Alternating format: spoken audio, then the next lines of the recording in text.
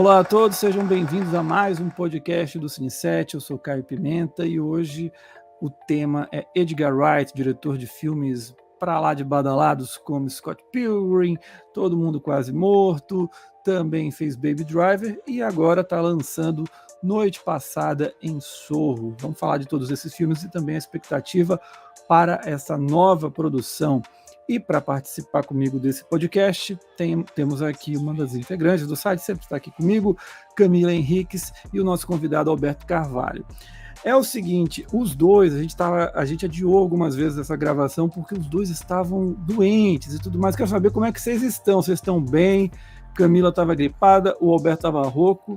Rouco tem uma vantagem, tem a voz que fica diferente. Tá? O rouco é legal nos primeiros dias, depois fica uns pés no saco, uma coisinha nunca fica boa. E aí a gente fica sexy no começo, depois irrita.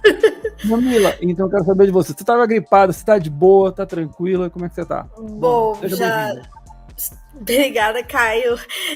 Bom, assim, eu já sei que não é Covid, já fiz teste por desencargo, mas é a famosa virose amazônica, que, né, assim, para quem não é daqui tá ouvindo, assim, a gente tem esse presentinho aqui de uma gripe, assim, que a gente fica, como a gente fala aqui, arriado, né, com muito sintoma. Mas eu ainda tô, para de chover na cidade também, aí complica tudo. Pois é, eu acho que eu peguei chuva. Eu ainda tô, né, um pouco, assim, mas é aquela coisa, né? Esperar passar, se medicar, é o que eu tô fazendo e já tá, assim, já tá dando pra viver. Acho que quanto mais velha a gente vai ficando, pior a gente vai reagindo a esse tipo de coisa, assim. Porque antes eu ia trabalhar normal, não sentia nada, dizer, gripe é só um incômodo. Agora, enfim, né? Fazer uma agora coisa. Fica deitada na cama lá. Assim, mas, enfim, ainda bem, não é Covid, não é nada grave. E, enfim, né? Máscara sempre, né, pessoal? Mesmo que você não esteja com sintoma de gripe. E quem puder se isolar nesse momento, né? Eu tava na mesma situação da Camila. Tava rouco, como o Caio falou, tava sem voz. No dia que a gente marcou a primeira gravação, eu tava totalmente afônico. Melhorei bastante, eu tô com um pouco de tosse, então se der uma crise de tosse aqui no meio da gravação, me perdoe. Mas tá bem melhor. E, Alberto, eu queria que você se apresentasse um pouquinho. Você é videomaker aqui em Manaus, é um colaborador ali do Mochila de Prótons, que é um site com uma página também no Instagram que tem muitos seguidores. Queria que você falasse um pouquinho como é o teu trabalho, essa tua ligação com o cinema, também com a questão nerd, geek. Queria que você falasse um pouquinho, por favor. Tá, tentar ser bem sucinto. Eu já participei antes de um podcast do Cine7, a gente falou sobre Star Wars. Na época eu trabalhava numa produtora, eu era editor, montador naquela produtora, agora atuo como videomaker, né? Eu filmo, edito, eu faço de tudo um pouco. Sempre gostei de cinema, acho que essa paixão começou desde criança, mas eu só comecei a enxergar isso como uma possibilidade de carreira já no meio da faculdade. E nerd eu fui desde pequeno, assim, sempre gostei de filme, sempre gostei de série. Já contribuí com algumas páginas aqui na região, agora tô no Mochila de Prótons, a gente tá bem ativo no Instagram, lá a gente traz sempre notícias do mundo nerd, coisas que estão saindo de filmes, séries, quadrinhos, games. E eu tento contribuir um pouquinho com esse meio, esse pouco de conhecimento que eu tenho de cinema, a gente contribui lá. Acho que é basicamente isso. Beleza, Alberto, seja bem-vindo. Obrigado mais uma vez por aceitar o convite do Cine7. E então vamos falar de Edgar Wright. Como você sabe, quando a gente faz aqui as filmografias nos podcasts, a gente começa falando sobre a carreira, assim, sobre a infância, adolescência, até chegar nos filmes. Aí quando chega nos filmes, o Alberto e a Camila vão falar à vontade, mas nesse comecinho, deixa eu fazer essa breve introdução sobre o nosso querido Edgar Wright, que nasceu no dia 14 de abril de 1974, na cidade de Poole, que é um município ali da região costeira no sul da Inglaterra, mas ele cresceu em Wells, na região de Somerset. Para quem é mais ligado a signo, eu não sei se vocês são, Alberto, Camila, mas assim, eu pesquisei, ele é de Áries. o que significa que ele é uma pessoa alegre, extrovertida, egoísta, um pouquinho, e curte trabalhar sozinho, mas tem espírito de liderança. Esse foi o Google que eu dei uma olhada. Adorei que já veio com o mapa astral. É isso mesmo? Do diretor. Eu não sei, eu não entendo nada de astrologia. Ariano tem personalidade forte, né? Olha assim, aí. Acho que o Edgar Wright, assim, ele tem uma estética muito, que a gente vai falar, né, muito característica, né? Você sabe que é um filme dele, né? Então, não sei, tem algo muito a ver mais com da formação dele, né? Mas... Então, sim, tudo bem. Signo é aquela coisa, né? Às vezes dá umas indicações da personalidade, do jeito da pessoa, ou talvez nada. Agora eu fiquei curiosa de saber quais são os cineastas cancerianos. Eu sei que o Bergman isso é nítido. A gente vai fazer depois, olha, tá aí, a gente podia fazer isso aí pro Instagram lá, tipo, signos dos diretores. Aí é o seguinte, os pais dele, do Edgar Wright, eram professores de arte. E o irmão também seguiu essa carreira artística do Edgar Wright. Ele trabalha com quadrinhos e ajuda, eventualmente, nos storyboards e animações dos filmes do Edgar. E aí, os pais não tinham, na época, com quem deixar os dois filhos, né? Porque eles trabalhavam na escola, passavam o dia inteiro lá. Então, a saída para os meninos era dar dinheiro para eles, enfia os meninos no cinema para aquelas sessões de matinê e eles começaram a assistir um filme atrás do outro. Não é à toa que tem essa cinefilia, né? O Edgar Wright, nos filmes dele, isso é muito evidente. E aí, quando ele teve 14 anos, ele ganha uma câmera de um familiar dele, e que é uma câmera Super 8, ele começa a fazer filmes. O interessante é que esse desejo de fazer filmes vem pouco depois dele ter visto um documentário sobre Evil Dead, que, aliás, tem um podcast falando aqui sobre não apenas o primeiro, mas todos os filmes. E isso o impressionou bastante na época, porque Evil Dead é uma produção barata, em que o Sam Raimi, que é o diretor depois que viria a fazer Homem-Aranha, ele consegue extrair um filme muito legal, muito divertido, criativo, com pouco que ele tinha. E isso chamou muito a atenção do Edgar Wright, que falou, eu também vou fazer. Porque se ele conseguiu fazer esse filme super legal, eu também vou conseguir, dentro das minhas limitações aqui, fazer filmes parecidos, criativos, do jeito que eu puder fazer. E aí ele começou a escrever, dirigir, chamava os amigos dele para atuar, ele mesmo atuava nos filmes, e muitos desses trabalhos, é claro, você pode encontrar lá no YouTube, que sempre tem esses filmes. Um deles é de 93, chamado Dead Right, filme que ele fez quando ele tinha 18 anos de idade, já gravado numa Super VHS.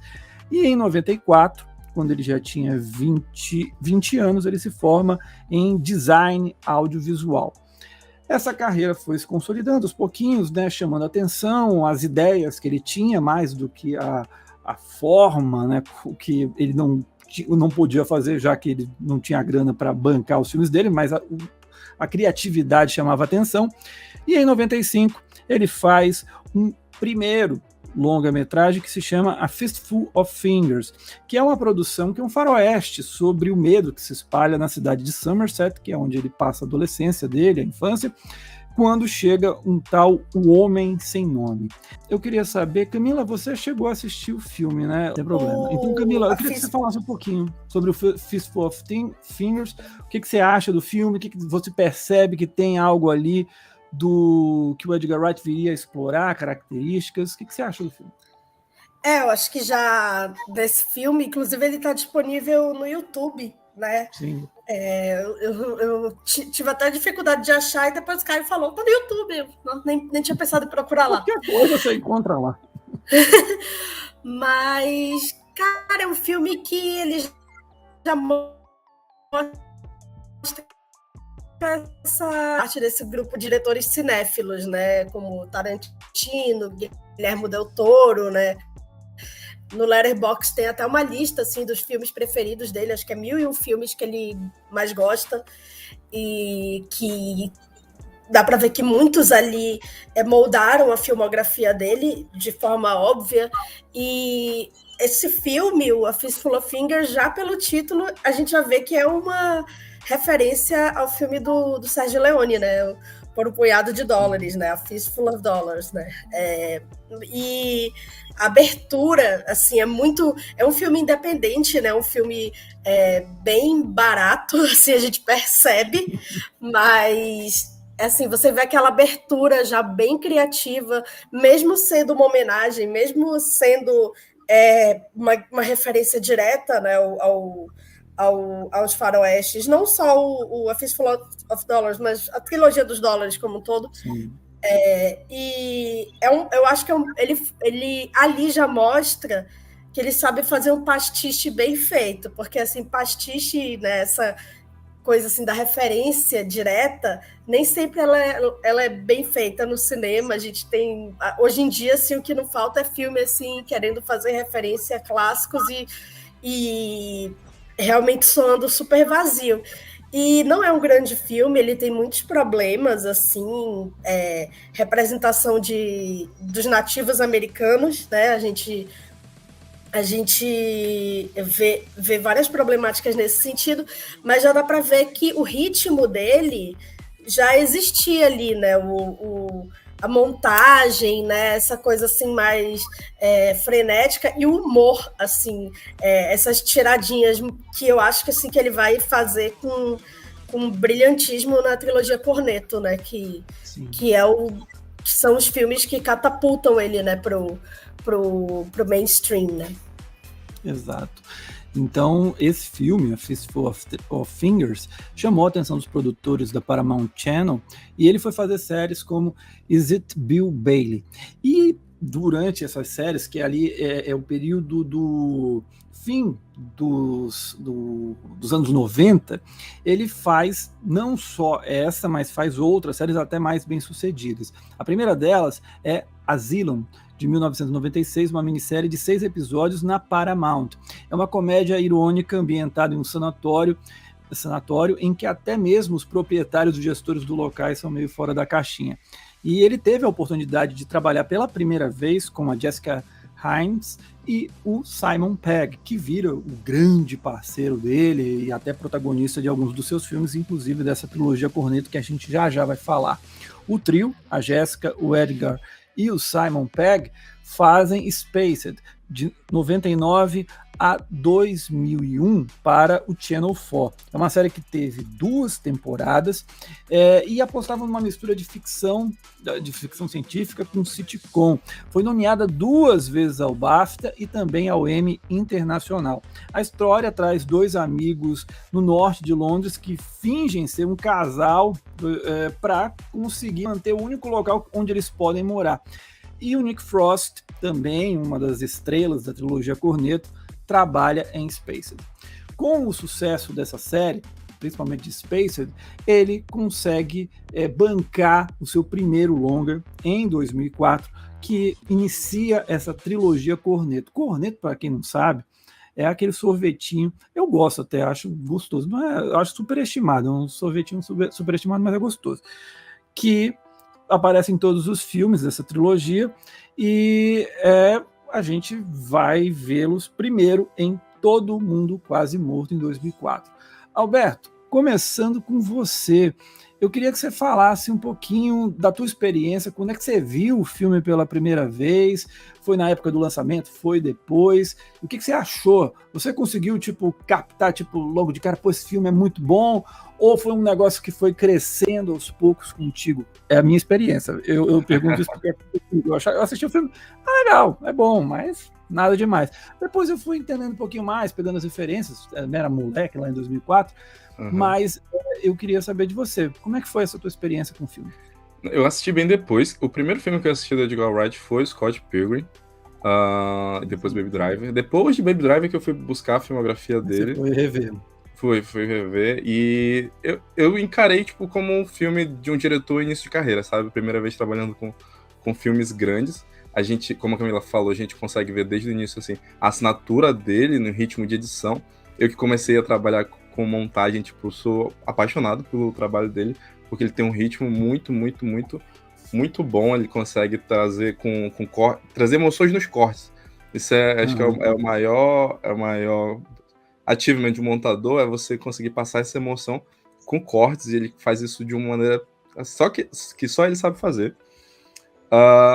Tecnicamente, assim, eu acho o filme ok, não acho ele extraordinário. Eu gosto das sátiras que ele traz, nos planos que ele mostra a população como zumbi, mesmo eles não sendo zumbis, né, sendo só pessoas ali no cotidiano no cotidiano deles. E assim, o filme eu gosto dessa. Ele me pega por essas sátiras, sabe? Por essas tomadas com essas piadas assim de humor, que é um humor meio que inglês, né? Se a gente vê outros filmes de diretores britânicos, eles até programas de TV, tipo Monty Python, eles têm esse mesmo tipo de piada. Essa foi a minha experiência assistindo Shaun of the Dead. E você, Camila? Cara, eu adoro esse filme, assim, acho sensacional. Como tem uma crítica, não, um comentáriozinho no Letterboxd que fala que agora eu não vou lembrar o nome da pessoa, mas que diz assim que só o uso dele de Queen naquela cena do bar já é melhor do que todo Bohemian Rhapsody, assim. E é isso, né? Assim, a gente vê nesse filme a afinidade dele também em usar música nos filmes, né, dele, que isso vai chegar no ápice no Baby Driver.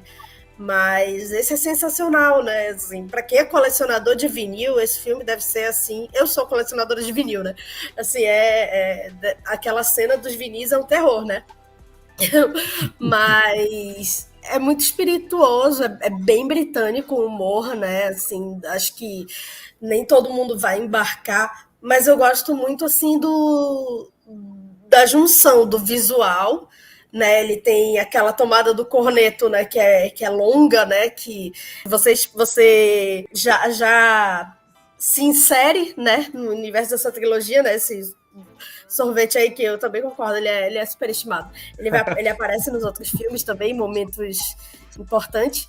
E acho que o que fica para mim, assim, são duas coisas. Primeiro, a parceria do Nick Frost com o Simon Pegg, assim, que dia desses até perguntaram no Twitter qual é a sua amizade preferida do cinema, eu botei os dois, assim, porque o filme, no fim das contas, é um filme sobre amizade, né? Assim, eles ficam juntos até o fim, em circunstâncias, assim, bem adversas, pra gente ser bem, né? Usar um eufemismo, sei lá. Mas eu realmente gosto também muito do uso da trilha, né? A gente tem essa cena do Queen que é o ritmo da montagem todo no ritmo da música, né? Assim, a briga ocorre no ritmo da música. E isso é tão fácil você pegar uma música pop, né? O Queen é uma banda que tá aparecendo tanto nos filmes, né? De super-herói, principalmente. E aí mostra o propósito de se usar uma música, né? Não é só pela trilha sonora Spotify, né? Tem até aquela coisa assim do diegético, não diegético, aquele momento que o personagem pergunta por que tá tocando ainda Queen? Isso é muito engraçado. E o momento dos vinis, como eu falei, assim, que é sensacional, assim, que eles fazem meio que uma avaliação, assim, dos discos que merecem ou não ser jogados, assim, é muito... Eu ri muito, né? Assim, eu sou colecionadora. Eu não jogaria meus vinis nos zumbis, mas bem que, né? Mas eu queria ser mais conhecedora do trabalho do Jorge Romero para apreciar esse filme, acho que de uma forma mais profunda, né? Porque tem muita homenagem, né, ao trabalho dele. O Jorge Romero, não sei se ele reconheceu isso. Parece que sim. Sim. Deixa eu até ver aqui. O Jorge Romero, ele é o diretor, só para explicar, ele é diretor de A Noite dos Mortos Vivos, Despertar dos Mortos, clássicos do cinema de terror, e ele ficou tão impressionado com o trabalho do Edgar Wright, do Simon Pegg, que ele chegou a chamar os dois viverem zumbis em Terra dos Mortos, que foi um dos filmes dele tempos depois.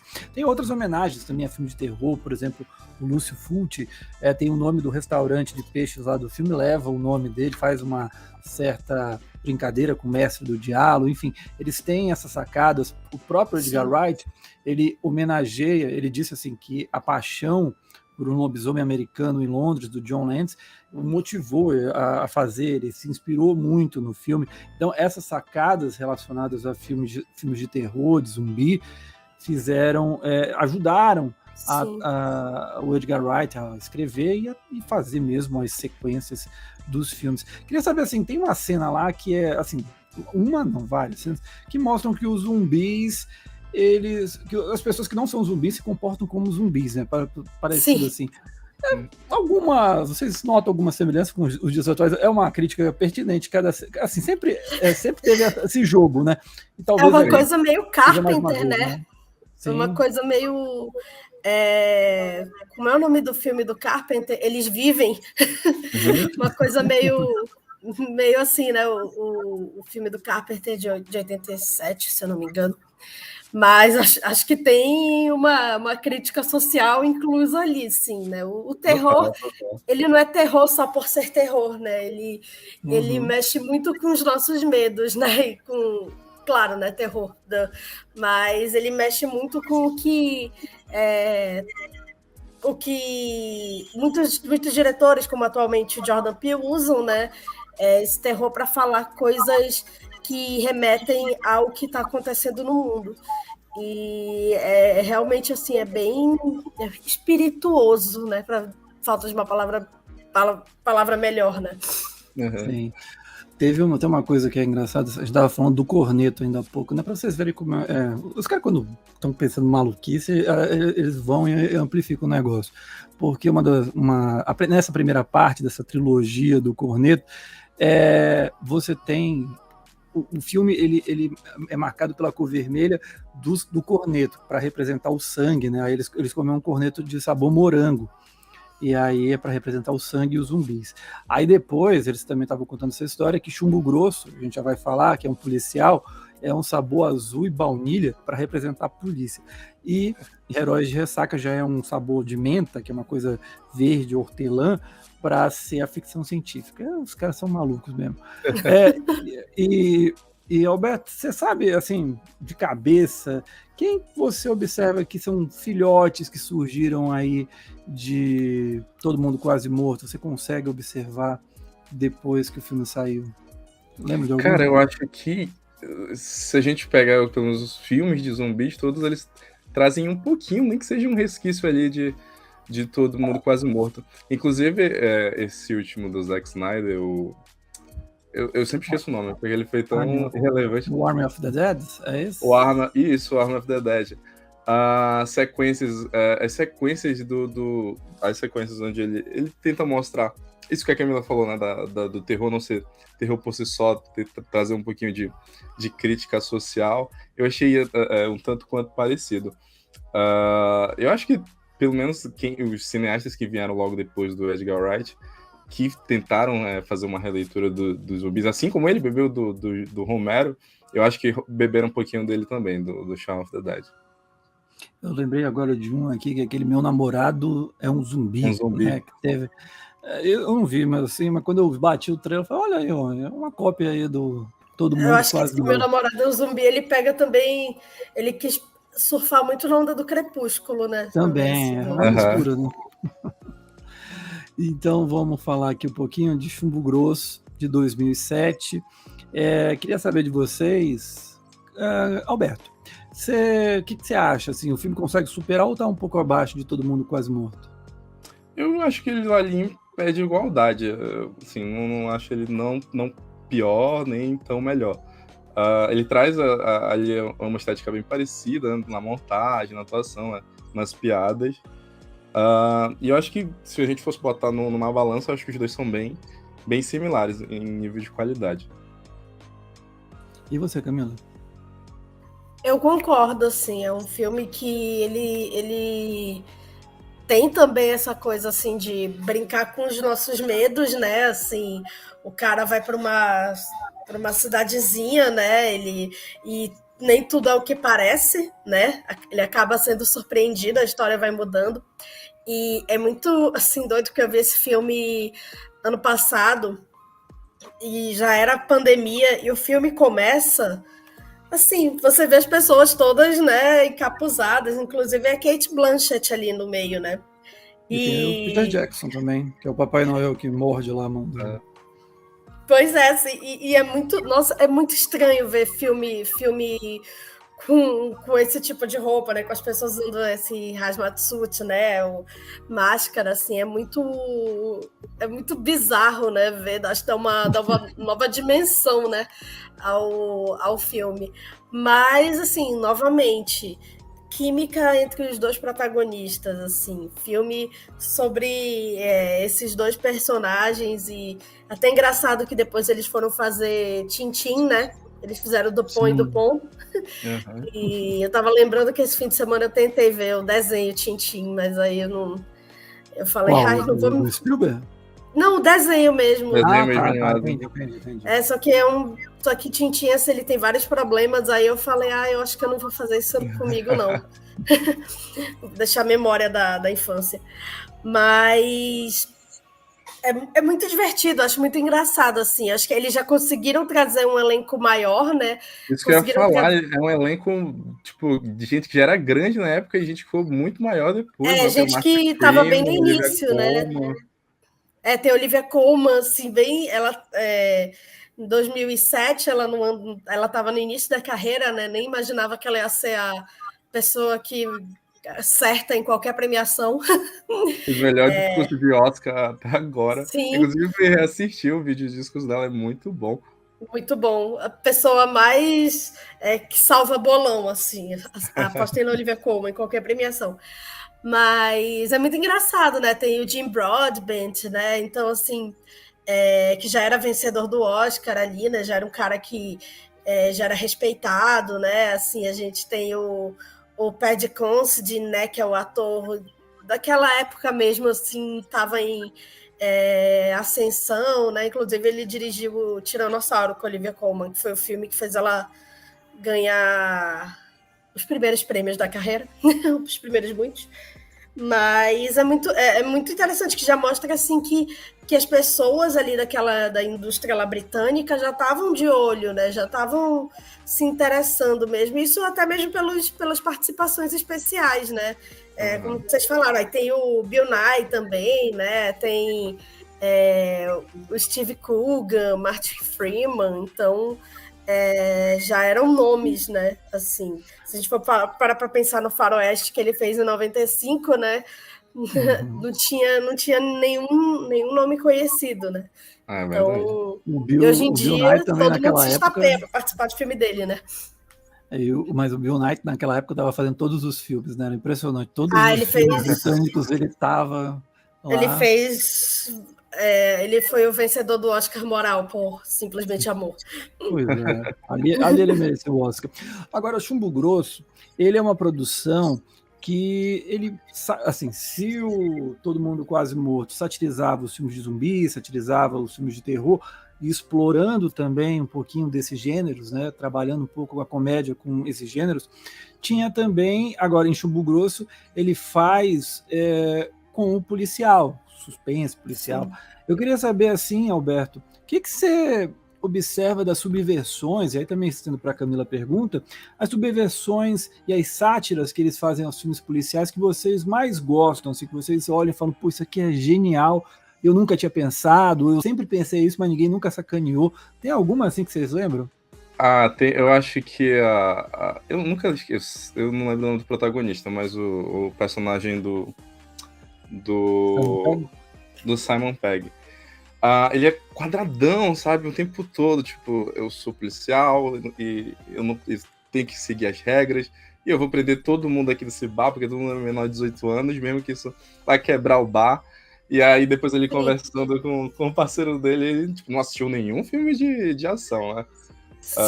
Não conhece nenhum personagem de filme de ação, mas ele é a caricatura cuspida e lavada de todos eles. Eu achei isso bem legal. É muito de filme de ação. Ele leva meio que um safonão, né, da cidade, né? Porque pelo que ele faz lá no bar, né? Logo que ele chega, muito, muito engraçado. E aí tem as referências aos filmes de ação, né? Eles assistindo e tal, então é bem engraçado. E essa coisa, né? Dois policiais, dupla de policial é clássica, né? Desde Máquina Mortífera até o Fucker and Sucker do Cacete do Planeta, né? Então, é algo... e é sempre esquecidas da minha cabeça. E é sempre o cara que está chegando na cidade ou que está iniciando a carreira e o cara que já está inserido naquele esquema ou que já está se aposentando, né? Os filmes em Seven, sei lá. Exatamente, assim, o I'm too old for this shit, né? É de Máquina Mortífera, né? Até recentemente, a gente pode falar de Mare of Easttown, que a gente tem a Kate Winslet lá, e é tipo série super premiada, roteiro, sim, não, mas é essa estrutura. Aí a Kate Winslet, conhecida na cidade, todo mundo conhece, e tem um menininho que tá chegando, tem já uma experiência, é verdade, mas tá se inserindo ali naquela realidade. E aí ele chega com sede de justiça, né, assim, querendo mudar as coisas. E é muito engraçado isso, né, assim, é tropo, mas assim, que quando bem usado, você embarca, né? Tanto é que isso nem foi tanto que me chamou a atenção logo, né? Foi só depois, assim, que eu comecei a perceber que era realmente um filme policial, que tinha essas coisas, porque ele vai mudando tanto, ele vai tendo tanta reviravolta ali, assim, do meio pro final, acaba virando um filme completamente diferente, mas não perde o ritmo, né? Tem muito filme assim que você sente essa quebra de ritmo e ele fica menos interessante depois da apresentação dos personagens. E esse não, né? Porque você fica querendo saber o que vai acontecer, quem são aquelas pessoas, o que vai acontecer com aquele cara, né? Com Simon Pegg, então... Se tem uma coisa que o Edgar Wright não tem, é perda de ritmo. Os filmes dele têm ritmo do início ao fim, qualquer um deles. Exatamente. E aí, só duas curiosidades rápidas, quer dizer, uma curiosidade, porque a questão do Peter Jackson, da Cate Blanchett, a Camila já adiantou aqui. O Nick Frost, ele disse, aí eu não sei se é verdade ou mentira, fique aí, você decide se é verdade ou não. Ele disse que só aceitou participar do filme se ele pudesse escolher o nome do personagem.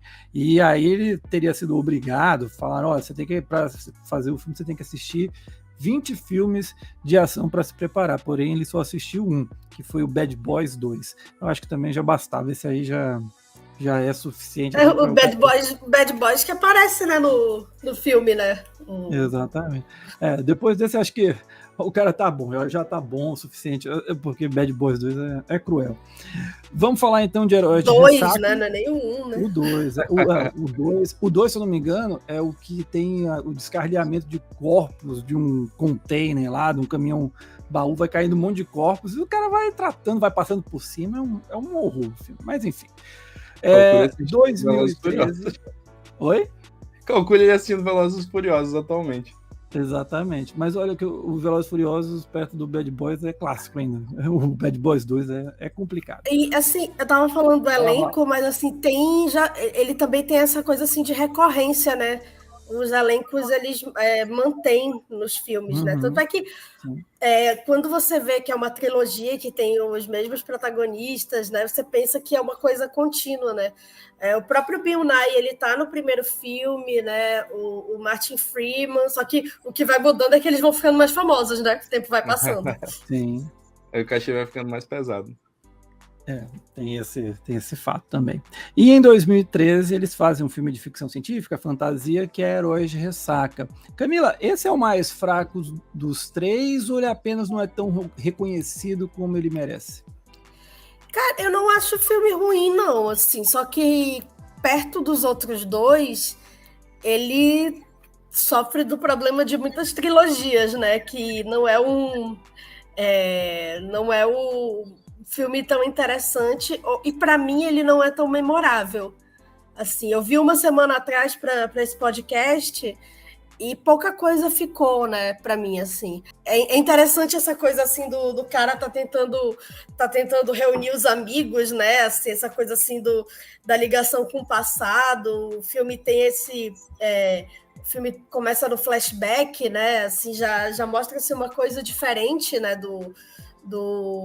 em relação aos outros, mas eu acho que em termos de gênero, eu acho que o humor dos filmes do Edgar Wright se inseriram melhor nos dois anteriores. Mas esse, novamente, né, tem Martin Freeman, e aí já tem a Rosamund Pike, né, um ano antes dela fazer o Garota Exemplar, e o Pierce Brosnan, Tudo bem que hoje em dia o Pierce Brosnan topa tudo, né? Assim, ele fez o Cinderela recentemente, o da Camila Cabello. Coitado. Mas, assim, Pierce Brosnan é o Pierce Brosnan, né? Então, tem coisas interessantes, mas ele acaba sendo mais esquecível, assim. Aí é o seguinte, e assim, mas eu queria que você falasse um pouquinho, então, Roberto, vou passar para você, sobre essa dupla, Simon Pegg, Nick Frost. O que você aponta dos dois? Quais são as características que você gosta de cada um deles? Como é que eles se complementam, as diferenças que acabam sendo complementares? Como é que você observa isso para gerar humor? O que você acha engraçado dessa dupla? Cara, começando pelo Nick Frost, eu acho ele muito engraçado, assim. Tipo, ele tem uns trejeitos, umas tiradas, assim, que são simples, mas são muito engraçadas. Sempre consegue me arrancar alguma risada. Tipo, no Chumbo Grosso, quando ele tá imitando o Ganso. Nossa, é um negócio... tem, tipo, 5 segundos de cena e eu, tipo, me espoquei de rir. Então, acho que ele traz ele traz essa parte de humor mais do que o Simon Pegg. Assim, eu acho que o Simon Pegg é um ator talentosíssimo. Vi os outros trabalhos que ele já fez também, além do Edgar Wright. E eu acho que ele, como ele também contribui ali com o roteiro e produção com o Edgar Wright, eu posso dizer que ele é muito importante, ele é fundamental ali para a carreira do Edgar Wright dar aquela alavancada. Então, eu acho que se a gente... Um seria um complemento do outro, assim, enquanto um traz o humor lá para cima, o outro traz um pouquinho mais de dramaturgia, e aí fica uma dupla equilibrada. Eu acho que os dois funcionam muito bem um com o outro. É por aí mesmo? Acho que seria tipo em proporções assim bem diferentes, né? Mas eu acho que seria aquela, se a gente juntasse o Buster Keaton, que é o cara mais sério, o comediante sério, e o Chaplin, que é mais físico, né? Sim. Mas assim, inúmeras duplas assim foram galgadas nisso, né? Eu acho que o Nick Frost, acho que ele tem essa coisa assim que a gente cresceu vendo no Mr. Bean, né? Essa coisa assim que a gente já olha para ele e já ri. E combina muito, casa muito com Simon Pegg, porque eu acho que se fossem dois comediantes no mesmo estilo, os filmes não funcionariam, a gente não sentiria que eles se completam, né? Principalmente no primeiro filme, que tem essa relação de amizade que é estabelecida, que a gente tem que torcer por eles, né? Então, e por isso assim que no Tintin eles funcionam tão bem, porque são dois personagens extremamente desastrados, né? E acaba sendo bem engraçado ver os dois assim fazendo personagens que são gêmeos, né? Então, assim, acaba sendo mais uma piada interna, né? Para quem conhece mesmo, assim. Acho que o Shaun of the Dead ele exemplifica bastante isso, porque eles começam ali muito amigos, mas muito diferentes. E aí no final a gente tem essa catarse da amizade deles, tipo, Simon Pegg pedindo desculpa, entendendo que aquilo é o jeito dele e que ele gosta do Nick Frost daquele jeito. Acho que exemplifica bastante a atuação dos dois nos filmes. Me lembra muito, assim, um filme que eu amo muito, assim, que acho que é meu filme do John Hughes preferido, que é o Antes Só do Que Mal Acompanhado. Eu sempre erro o nome do filme, mas é o Planes, Trains and Automobiles, que é de 87, e é justamente essa dinâmica. O Steve Martin, que é o cara mais doidão, assim, mais físico, e o John Candy, que é o cara, assim, que tem o lado mais sério, assim, e o momento que eles finalmente se confrontam. Para mim, assim, é outra história de amizade bem bonita no cinema, assim. Acho que para quem gosta de ver filme em época comemorativa, é um filme de Dia de Ação de Graças, inclusive. Então... Já entra no clima. Então, vamos falar, antes da gente falar acho que talvez os dois mais populares, junto com Todo Mundo Quase Morto, de falar de Baby Driver e também de Scott Pilgrim, só falar dois trabalhos que o Edgar Wright participou. Ele participou e saiu, que foi Homem-Formiga. Ele planejou a história toda, escreveu o roteiro, estava certo para ser o diretor, de repente ele pediu para sair, deram um pé na bunda, a gente fica esse mistério, mas ele até hoje teve até eu estava lendo, buscando informações, né, sobre essa história, ele diz até que ele é tão magoado com o filme com o que aconteceu, que uma vez ele estava no avião e ele viu que alguém escolheu no assento lá para assistir o Homem-Formiga. Ele deu uma olhadinha rápida e aí ele, não quero nem ver, abriu o laptop e começou a trabalhar. Ele está magoado nesse nível. Alberto, você acha que teria sido um grande achado para a Marvel se ele tivesse ficado em Homem-Formiga? Eu não sei. Por mais que eu goste muito do universo Marvel, ou seja, muito fanboy do universo Marvel, eu acho que os diretores eles se perdem um pouco quando eles estão fazendo o trabalho da Marvel. Porque a Disney bota a mão... Você fala de Corizal? Corizal. Eu já vou falar de... Eu não quero dar spoiler de Eternos, mas, nossa, se você assiste Nomadland e assiste Eternos, parece que são trabalhos de duas diretoras diferentes. Porque, nossa senhora, o que a Clouzal fez em Nomadland, tipo, foi um negócio incrível, eu chorei com aquele filme. E nos Eternos é um filme muito morno, muito, sabe, muito agridoce. Não que seja ruim, o filme é divertido, mas, sabe...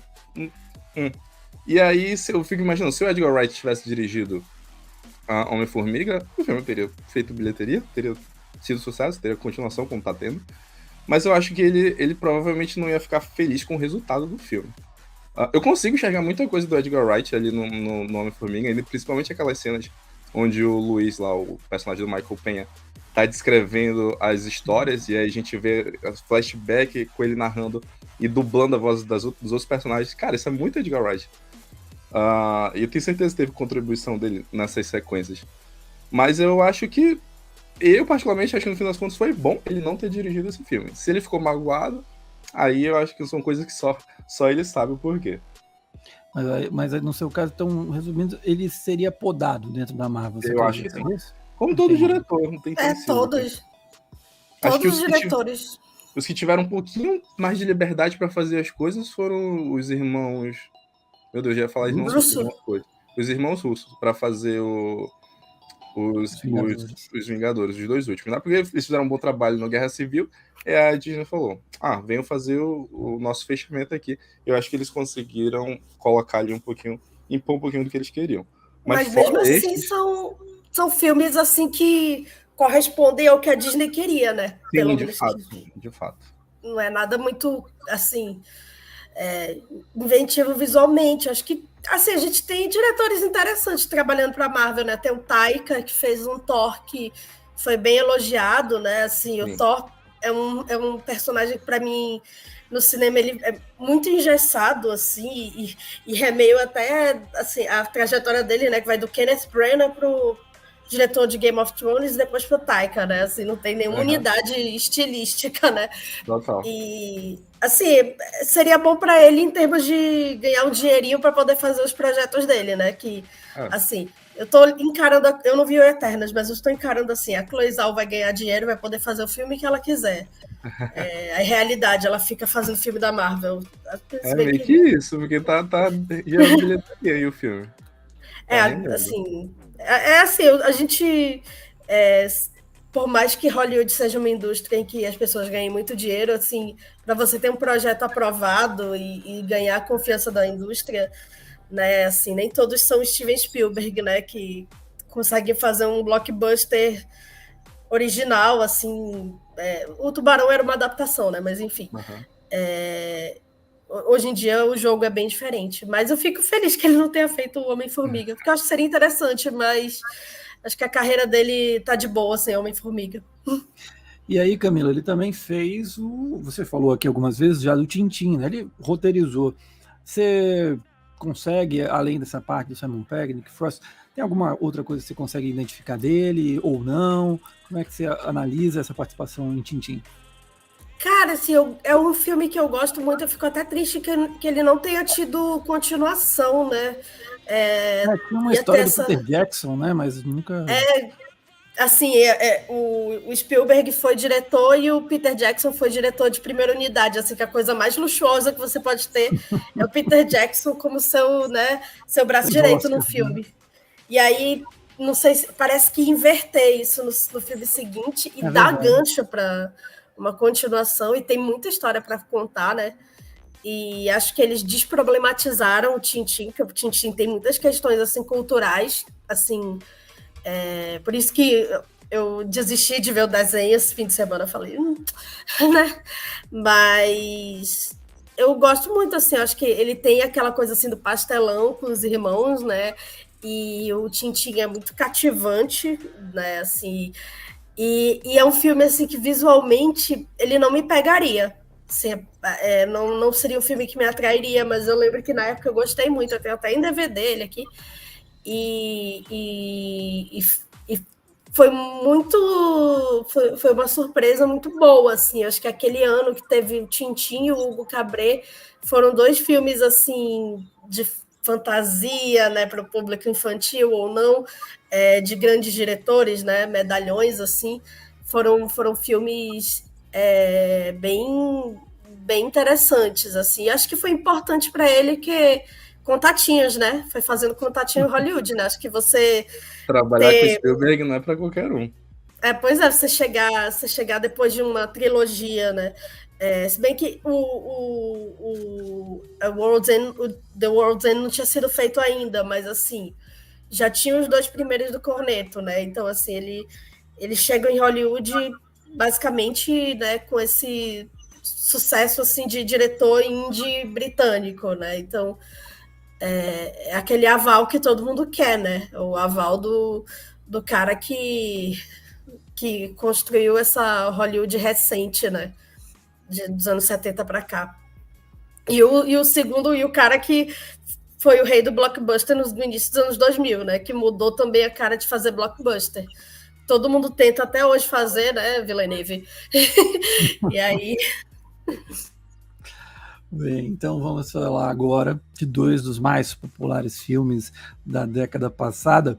Scott Pilgrim contra o Mundo, primeiro filme de 2010. E é uma produção, eu queria que a Camila começasse, depois passo para o Roberto, mas é uma produção que fala de quadrinhos, música indie, games. Eu queria saber como é que vocês veem o filme nessa busca por dialogar com tantos conceitos, plataformas digitais, cultura geek, cultura pop, dentro dessa clássica história da jornada do herói, e até mesmo um momento, né, que ele surge, porque 2010 é que eu acho que a gente começa a ter um pouco do estouro dessas multiplataformas, dessa quantidade imensa de conteúdos que hoje a gente já está mais do que acostumado. E ele trabalha um pouco com isso. Então eu queria saber de vocês como é que vocês analisam o filme dentro desse contexto tecnológico, da cultura nerd começando a crescer um pouco. Como é que você vê isso? Camila, vai lá. Tava tossindo aqui, aí eu fiquei segurando. Vai lá. Pera, rapidinho. Então, eu nunca tive essa ligação forte com o Scott Pilgrim, que muita gente da minha geração tem, assim, eu acho que é porque as bandas do filme eu fui descobrir depois, assim, essas bandas eu acabei gostando, né, Metric, né, que é a banda, a música que a Brie Larson canta no filme, né, e então, assim, foi um filme que eu via bacana, mas assim, vi outras coisas na época que me chamaram mais atenção. Só que assistindo hoje, ele tem uma dimensão muito diferente para mim. Eu gostei muito do filme. A gente vai falar da questão das personagens femininas, mas eu acredito que em termos estéticos, eu acho que ele ainda é muito interessante, assim. Acho que não é um filme que envelheceu, é um filme que é muito do seu tempo, mas que não parece datado.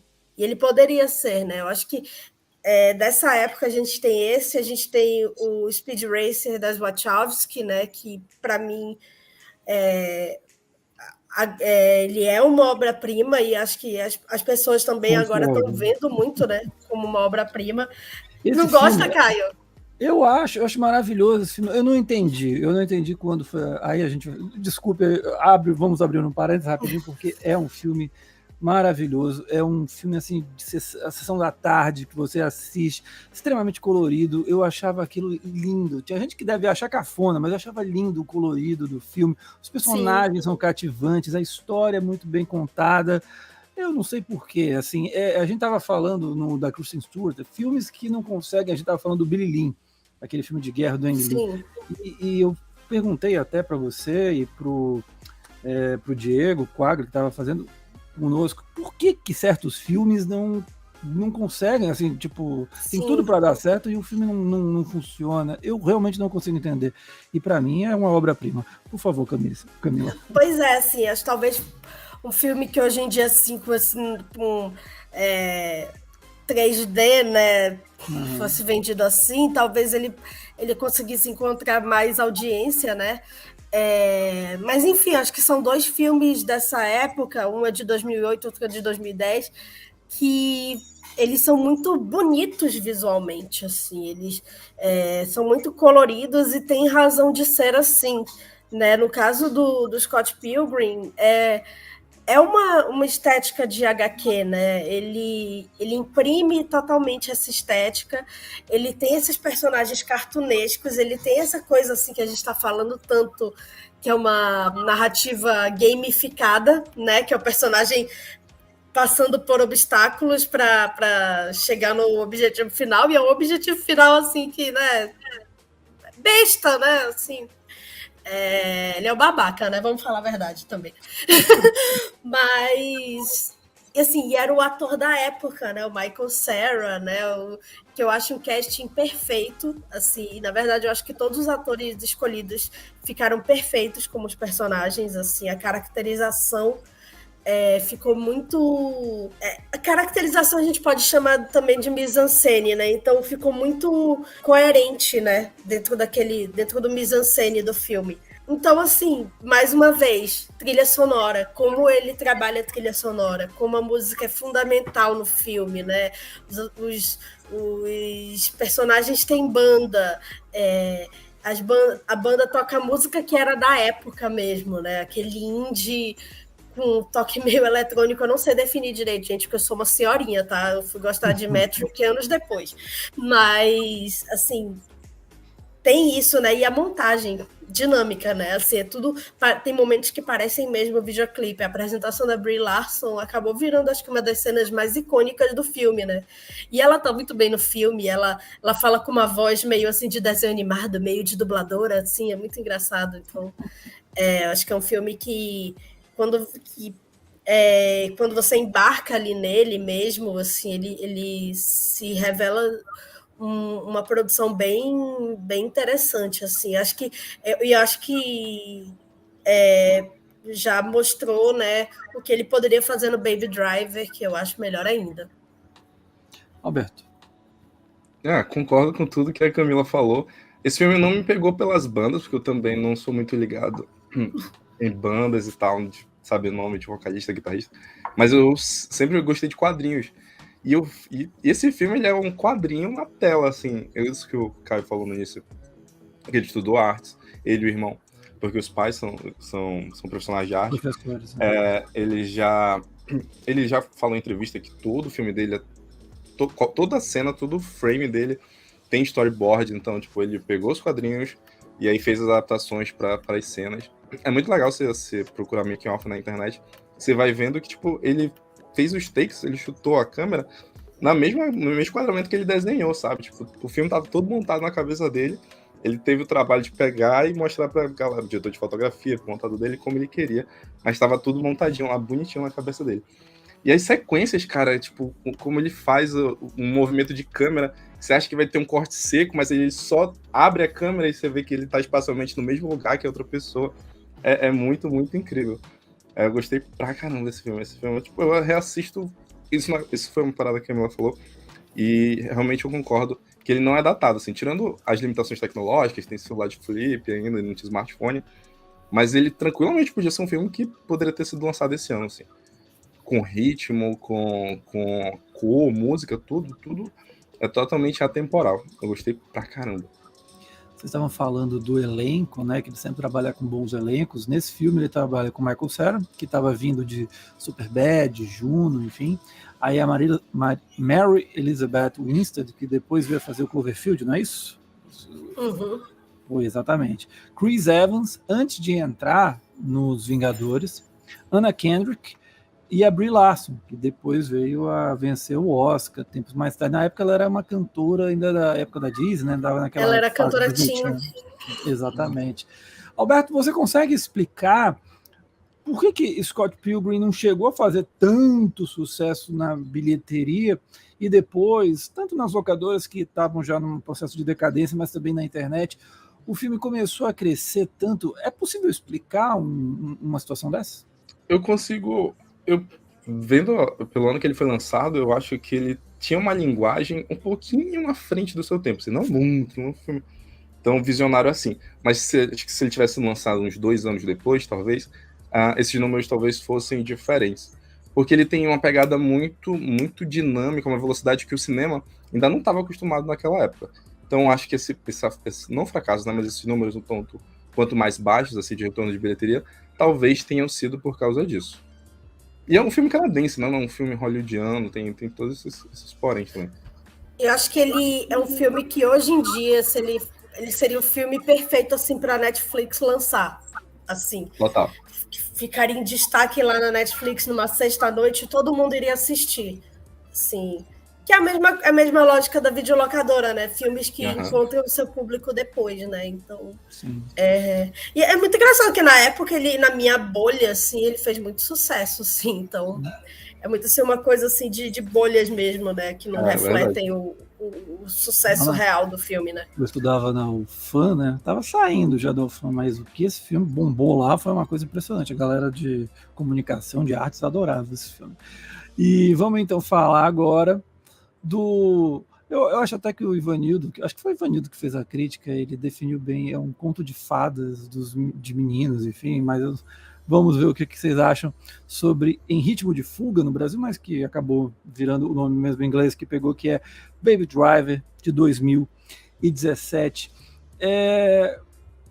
Camila, falar do ritmo, né? Acho que não tem como a gente fugir desse ritmo do filme, combina com a música, com a montagem. Queria que você falasse um pouquinho para o que assim, ele amplifica. Você já disse que ele fazia isso lá em Todo Mundo Quase Morto, tinha um pouco, e aqui ele amplifica, ele joga para o filme inteiro. Eu queria que você falasse um pouquinho sobre isso, esse desafio técnico e o que isso traz para o filme, de que modo eleva o filme a ser algo maior do que apenas uma perseguição de carro, porque a história é bem clichê, né? A história é bastante clichê, gangsters, mafiosos, um ferrando o outro com perseguições de carro, mas ele faz uma outra coisa. Eu queria que você falasse o que é essa outra coisa. Sim, então, eu gosto muito de como ele usa a música, dessa vez no filme todo, né, e assim, não é uma trilha sonora escolhida por escolher, né, tem músicas específicas ali, o personagem Baby, né, até brincam ali, poxa, todas as músicas são feitas para você, né, que você tem 1 milhão de músicas, então, e aí, assim, a gente tem tudo no ritmo, né? A sequência de abertura do filme é sensacional. Acho que se não foi assim a cena do ano no Cine 7 naquele ano, com certeza estava no top 10 de quase todo mundo, né? Eu acho que no meu certamente. E eu vi no cinema, o que foi sensacional, assim. Ter assistido no cinema foi muito bom. E eu vi de novo agora em casa e também continuou muito bom, mas aqui tem certos filmes que quando você vê no cinema, a experiência é muito impactante. Amplifica, né? Quando o filme se traduz para casa, melhor ainda, porque, né, prova-se que é um filme, né, que dá para assistir em qualquer ocasião. Então, eu acho que é sensacional, porque o personagem... eu ia falar que ele respira a música, mas sabe, talvez fosse uma piada meio assim, né? Porque é um personagem que depende de música o tempo todo, né? A música é a linguagem dele, né? Ele usa a música, inclusive, para solucionar ali o que está acontecendo ali com os gangsters, e ele vira uma ameaça justamente por causa da música. Ele funciona à base de música, né? Ele só consegue fazer qualquer coisa na música. Até quando ele assalta a velhinha, ele só consegue sair da parte do carro quando ele sintoniza a rádio certa. Nossa, é sensacional isso. E o início do filme, que a gente vai ouvindo no ritmo da música, e a montagem, o carro, a gente percebe que aquilo é uma perseguição, né? Que eles estão assaltando, estão fazendo um assalto ali.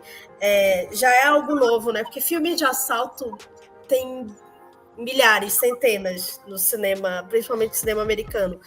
E ele traz algo novo justamente nisso, assim, de fazer um personagem pelo qual a gente torce, porque a gente conhece a história dele, a gente sente o medo que ele sente, né? A gente sente as angústias dele, a gente torce para ele conseguir ficar com a garota, né? E é uma história simples, mas e até os vilões, eles são muito maniqueístas, né? Mas é algo proposital, é algo ameaçador de propósito, né? Então acaba até contribuindo que depois, assim, né? Um dos vilões é um vilão na vida real também, né? Depois a gente vai falar disso. A gente vai chegar lá. Mas é um grande filme, assim. E foi um filme dele que foi reconhecido no Oscar, né? Foi, é verdade. Acabou sendo indicado. Categoria técnica.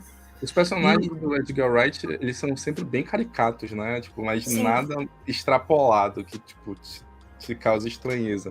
Então, eu acho que da medida certa. E quando eu assisti esse filme, eu já tava trabalhando como montador, e aí eu fui procurar no making of essas coisas e eu descobri que o filme foi montado enquanto ele era gravado. Então, o Paul McLeese, que é o montador do... Montou Scott Pilgrim, montou The World's End, montou agora o Last Night Soul. Ele ia pro set, e aí eles filmavam a cena, passavam pro montador, ele montava. Se não funcionava alguma coisa sincronizada, eles filmavam de novo. Então, tipo, é um projeto totalmente... É uma forma de filmar totalmente diferente do que é normal, né, no cinema. Você filma tudo, depois você passa pro montador. Ou então filma uma parte e vai passando as partes pro montador. Ele tava lá no set, ele tem uma foto, você procurar na internet, você encontra, do teclado dele de edição, tipo, todo manchado de suor e gordura, de tanto que ele trabalhou lá com o Edgar Wright. Então, e complementando o que a Camila falou, tipo, o filme ele é bom em todos os aspectos, sabe? Tipo, fotografia, atuação deles.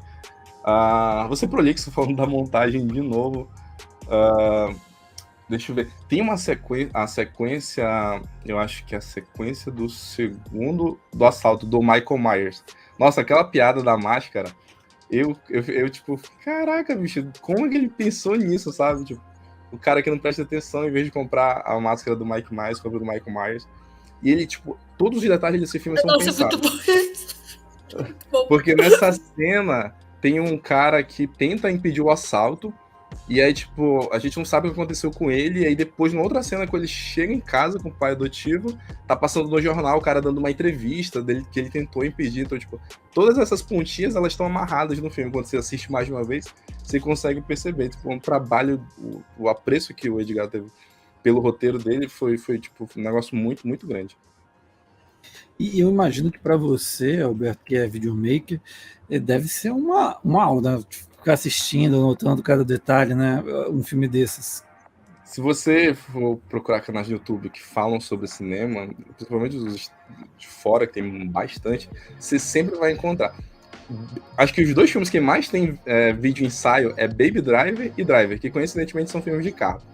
Que eles sempre têm alguma coisa para falar da mise-en-scène, do roteiro, da fotografia, da montagem. E Baby Driver, ele com certeza ele é uma aula. Para quem tá começando a editar e quer aprender ritmo de edição, tem que assistir esse filme várias e várias vezes. E sempre você consegue extrair algo novo, alguma coisa que você não percebeu, algum tipo de corte, alguma maneira como ele encaixou uma cena na outra. Perfeito. Então vamos falar dos problemas agora.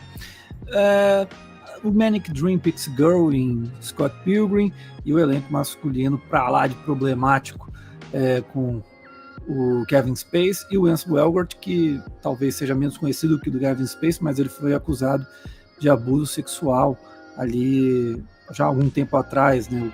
O caso de algum tempo atrás, mas veio à tona recentemente, 2020, né? E ele tá agora, a gente falou do Spielberg, o Spielberg deve estar super feliz com ele, né? Porque ele vai ser o protagonista de Amor Sublime Amor, que é uma nova versão do Spielberg, que vai ser lançado agora, deve estar super feliz. Vão jogar toda a divulgação para cima da Rita Moreno. Já estão, né, fazendo isso. Eu queria saber, Camila, se isso atrapalha as experiências com filme ou não, e o que você acha desses casos? Queria que você falasse um pouquinho, principalmente do Scott Pilgrim, né?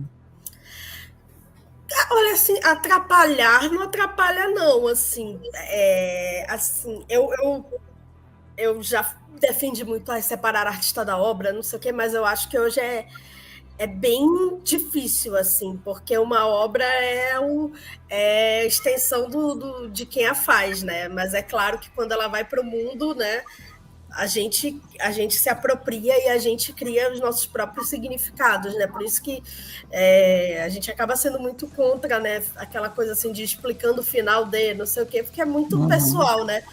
O significado. Uma das pragas. O YouTube tem muita coisa boa, mas essa é uma das pragas do YouTube.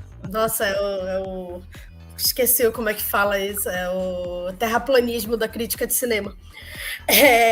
Mas, assim, sobre a Manic, sempre falo Maniac, mas é Manic Pixie Dream Girl, né?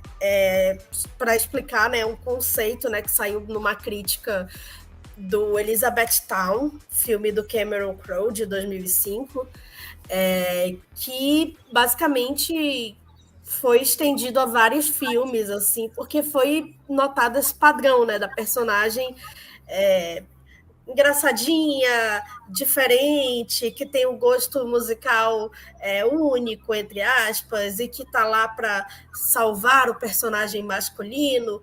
Assim, eu acho que tem filmes que trabalham isso, ou que, apesar disso, são muito bons, assim, que trabalham isso de uma maneira muito inteligente.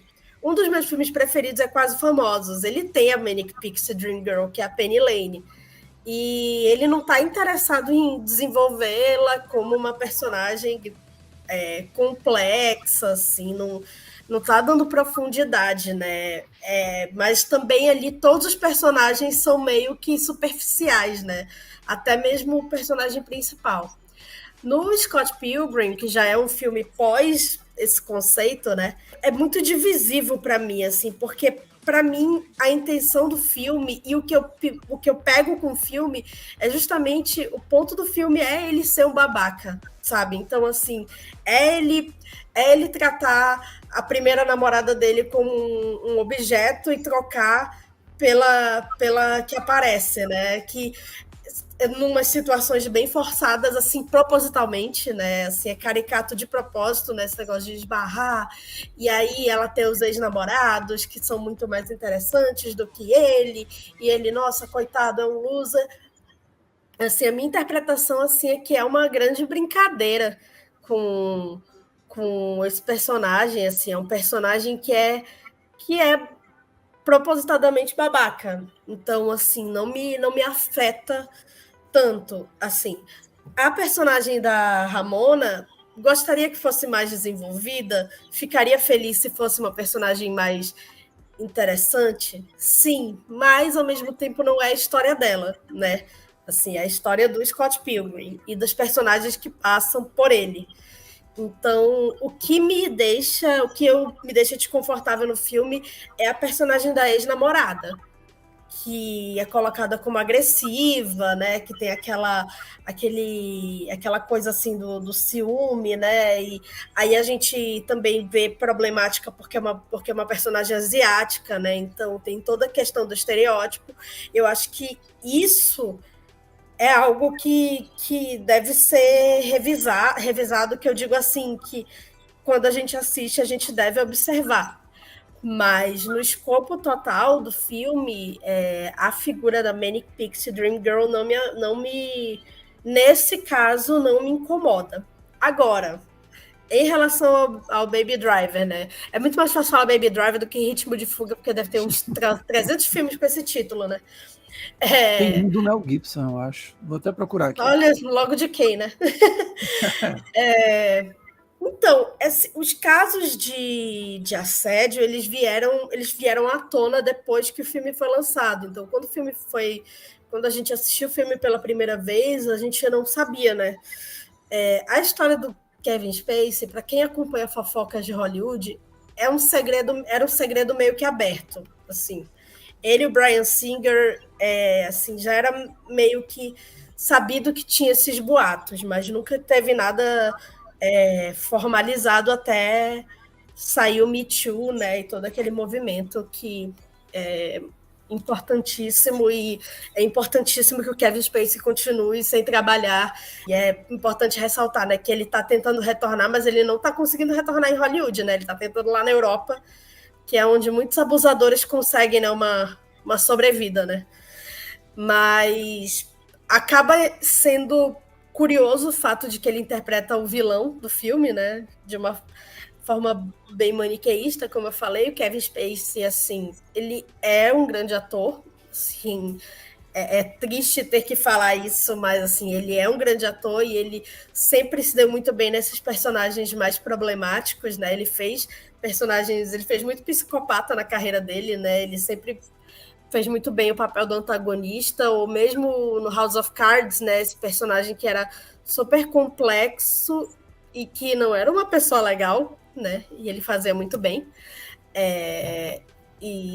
Então, é um ponto. O ponto do Ansel Elgort é o que, assim, me preocupa no momento, porque há um boato de que o Edgar Wright quer fazer uma continuação, né, do Baby Driver. Sim. E aí eu espero, assim, que se ele for fazer uma continuação, que faça com outro elenco, que não chame o Ansel Elgort de novo, porque ele tem essa acusação de abuso. E, assim, no caso do filme do Spielberg, o filme já estava feito e ele é o protagonista, né? Seria muito complicado o Spielberg fazer o que o Ridley Scott fez com o personagem do Kevin Spacey, que só aparecia, sei lá, uns 20 minutos no filme, né? Então, é outra problemática. Mas, assim, fico atenta para o que o Edgar Wright vai fazer no futuro, assim, de não chamar de novo o Ansel Elgort para trabalhar. E que ele seja punido, né? Que ele seja investigado por isso, né? Ele deu uma desculpa muito esfarrapada e a vítima deu um relato muito corajoso na época. Isso foi ano passado, acho que faz mais de um ano, mas foi já na pandemia que isso veio à tona. O filme já tinha sido... Inclusive, o filme ia ser lançado ano passado, só que eles conseguiram adiar por conta da pandemia, né? Então, acabou que essa história deu uma esfriada. Mas, enfim, fica questionamento de ver como é que eles vão lidar com isso caso o Edgar Wright queira fazer uma sequência, né? Gente, não falta ator jovem em Hollywood para ele botar. O Timothy dá para chamar aí, sabe? Ele tá aceitando tudo, né? Enfim, tem um monte de ator da Netflix aí, desses jovens, então dá para fazer uma coisa episódica também, né? Fazer uma trilogia Baby Driver. Podia botar a Lily James de protagonista, pô. Quem? A Lily James de protagonista. Pois é, bota a Lily James de protagonista, né? Assim. E pode fazer assim, sei lá, em cidades diferentes, né? Baby Drivers diferentes em cidades diferentes. Bota, né? O período que ele passou na prisão, pô. Esquece ele lá na prisão e aí bota só ela pra mostrar Alberto, dela. Aproveitando aqui, como é que você faz essa questão de que a Camila estava falando há pouco da obra e da pessoa? Você consegue separar? Depende do caso? Como é que é para você? Eu particularmente acho que depende do caso. Eu sempre tento, me esforço para separar a obra do autor, porque tem muitas coisas, por exemplo, filmes antigos que tratavam racismo, xenofobia, que são bons filmes, são inegavelmente bons filmes, mas que tem toda essa problemática. A gente deve fechar os olhos? Não assiste esse filme? Eu acho que não. Acho que você pode assistir o filme sempre com esse olhar crítico de, pô, isso aqui está errado, isso aqui não deve ser reproduzido. Ainda assim eu consigo extrair daqui alguma mensagem, alguma técnica, alguma coisa interessante. E tem casos que não dá, tem casos que a obra tipo, simplesmente intragável, então tipo, deixa ela lá no esquecimento.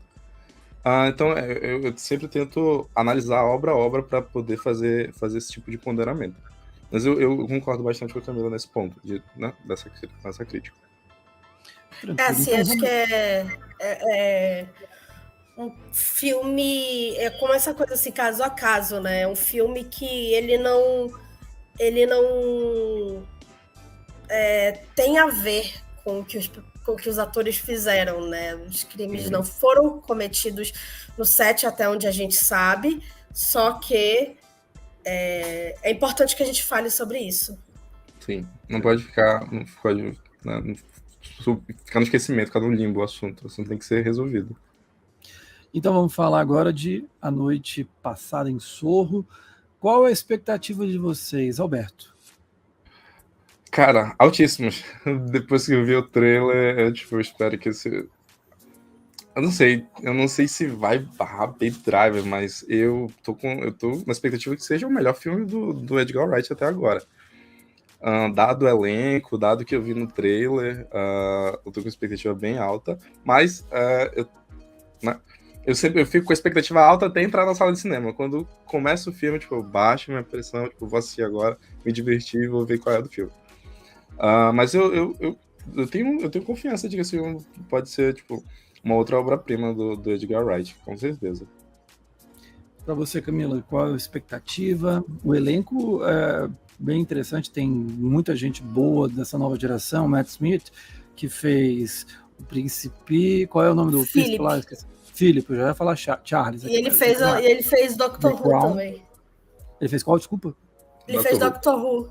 Sim, Doctor Who. A Thomas Mackenzie, que fez Jojo Rabbit, e a Anya Taylor-Joy, que está vindo do sucesso de O Gambito da Rainha.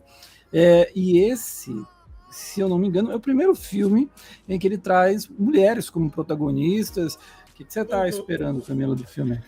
Então, é muito difícil assim criar expectativa em cima de trailer, mas é inevitável quando você vê o trailer desse filme. Eu vi no cinema, né? Acho que quando eu fui ver Halloween, não tô lembrando agora. E eu achei sensacional, porque me remeteu muito a filmes que eu gosto muito. E aí eu pensei logo num filme assim que o negócio de separar artista da obra, né? O filme do Polanski, que é A Repulsa do Sexo.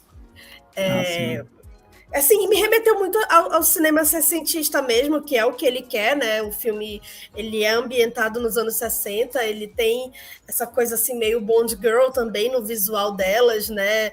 A personagem da Anya Taylor-Joy é uma cantora, pelo que eu entendi, e eu vi o clipe dela cantando, inclusive, uma música dos anos 60 que eu gosto muito, que se chama Downtown. Não é Downtown da Anitta. É Downtown da Petula Clark.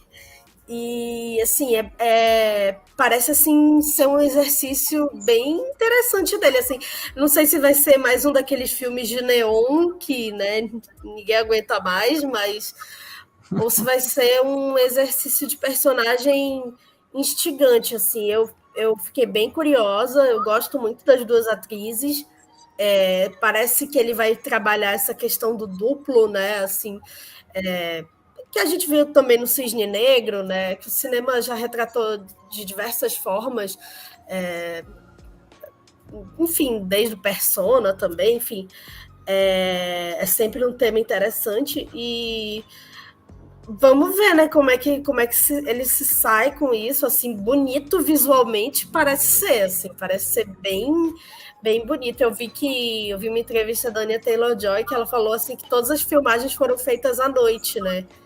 Então, assim, foi algo realmente... Ele não usou estúdio, né? Ele não usou soundstage, né? Assim, na verdade, ele pode até ter usado, mas, assim, não foi algo 100% artificial, né? Então, parece estar bem bom, assim. Anya Taylor-Joy, né? Assim, talvez o Timothy do lado masculino e a Anya Taylor-Joy do lado feminino trabalhando, né? Loucamente. Fazendo todos os filmes. Assim, ela merece, que ela é muito boa. Mas, e ela é argentina, né, gente? Então, assim, é uma representatividade latina. Apesar dos Estados Unidos, eles dizerem que ela era não branca, né? Porque, enfim, eles... Ai, senhor.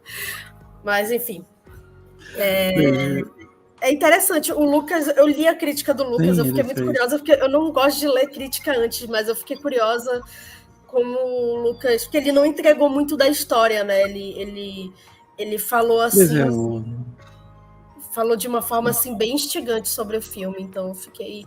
E é um filme que eu quero poder ver no cinema, espero que dê para ver no cinema, espero que chegue aqui. Vai chegar assim. A crítica que a Camila acabou de falar, você pode conferir no site do Cine7, do Lucas Pichilli, que está fazendo o Festival de Londres. E estou deixando na descrição, tanto do nosso canal no YouTube, como também Spotify, do Deezer, Anchor e todos os agregadores de podcasts que tem o Cine7. Gente, estamos chegando perto já do fim, mas antes, eu não vou deixar vocês irem embora sem falar qual é o filme favorito e o que vocês menos gostam da carreira do Edgar Wright. Mas quero agradecer a Camila primeiro. Camila, queria que você respondesse e queria que você se despedisse também da galera. Muito obrigado pela participação, mais uma aqui no podcast do Cine7. Bom, eu que agradeço, né, assim, paciência também, remarcar, assim, foi bem complicado, mas deu certo. Foi bom que deu para digerir os filmes também, né, assim, pensar neles depois. Bom, o meu filme preferido dele, acho que se eu pudesse escolher, acho que seria o Todo Mundo Quase Morto, porque eu acho que ele traz um frescor, assim, e ele é algo diferente no gênero, né? E apresenta muito bem o trabalho dele, assim, é um cartão de visitas assim do que a gente vai ver e vai gostar nos filmes seguintes dele. Então, acho que se eu pudesse escolher um, seria esse. Mas ele tem uma filmografia bem regular, assim, bem coesa, né? E é difícil, né? Porque muitos diretores assim acabam se perdendo, principalmente porque vão para Marvel, etc, né?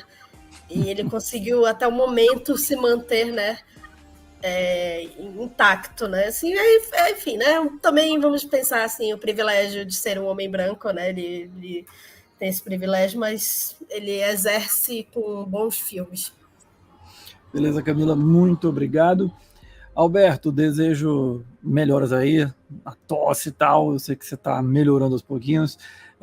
Sucesso também no Mochila de Prosa, todos os teus projetos de videomaker, enfim. E quero que você fale, por favor. Também você pode anunciar os seus projetos, a gente está também deixando todos os projetos, as páginas que o Alberto tem aqui na descrição. E escolher o seu favorito e aquele que você menos gosta do Edgar Wright, por favor. Quero agradecer o convite do Cine7, acompanho vocês desde sempre, apesar de a gente ter remarcado esse programa várias vezes. Quem quiser me acompanhar... Deu certo no final, foi um ótimo programa. Quem quiser me acompanhar, eu tô no Mochila de Prótons, ou no meu Instagram, Beto Carvalho, sem o A. Você escreve lá, Beto Carvalho, tira os A's, e você encontra meu perfil. Lá eu sempre tô botando alguma coisa no meu portfólio, se você é alguma empresa, tá assistindo isso aqui, quer fazer um vídeo institucional para ela, ou quer filmar um evento, pode entrar no inbox e conversar comigo. Meu filme favorito de Edgar Wright é o primeiro que eu assisti, com certeza, que é Scott Pilgrim.